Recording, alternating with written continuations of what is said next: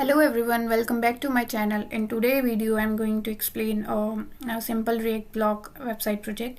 In this project we will understand some important React concept like component props, folder structure, and how components communicate with each other. This blog website includes different sections: navbar, hero section, blog, about, newsletter, and footer.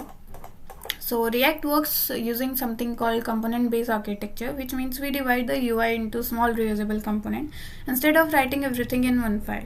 So let's start by looking at the project structure. Now let's look at the project structure. Inside the SRC, we have a component folder where all the reusable UI components are stored. For example, navbar, hero, block card section, about section, and newsletter footer. Each file represents one section of the website. Then we have a app.js which acts as a main layout of the application where all the components are combined. And finally we have index.js, which is the entry point for the of the React application. Now let's open the index.js file. This file is responsible for rendering the React application into the browser. Here we use React DOM.createRoot, document.get element by ID root. React select the root element from the HTML file and then renders the app component inside it. So basically the app component becomes the main container for the entire website. Now let's look at the app.js. One more thing, the overall flow is index.js loads that app.js, and app.js loads all the other components. Let's look at the app.js. This file contains the main layout of the website. Here we import all the components from the component folder. For example, navbar, hero, block card section, about, newsletter, and footer. After importing all of them, we arrange them in the return statement to create the structure of the website. We are also using React fragment here, which is represented by empty brackets. Fragment allow us to return multiple components without adding extra HTML elements like div. So app.js basically control the structure of the entire application. Now let's move to the hero component.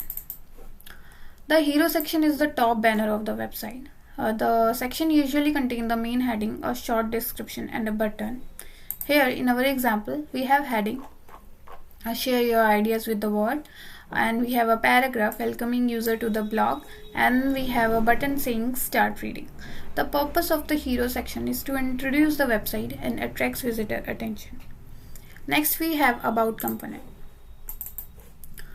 This section explains what blog is about. It gives user a short description of the platform and the type of content they can expect.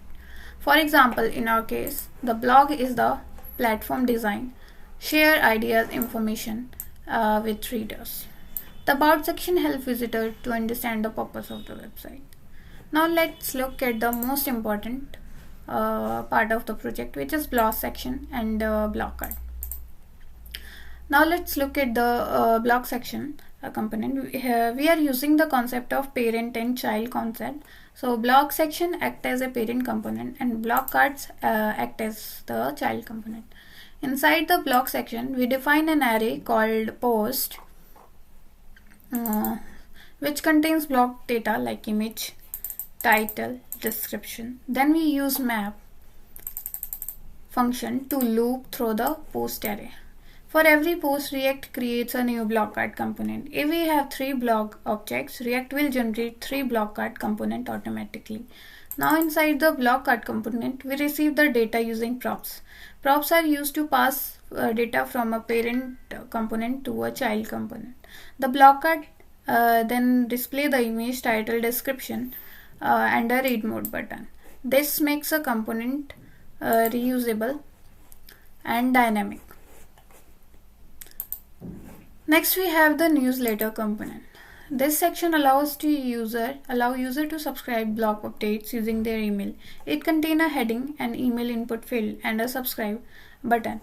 In real application, this form would be connected to the backend service to store user email and send updates whenever a new blog is published. Finally, we have a footer.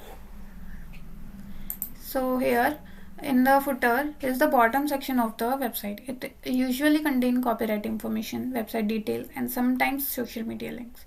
In our example, it simply displays a copyright message for the blog. In this project, we have learned like how React application are structured using component. We created a blog layout using reusable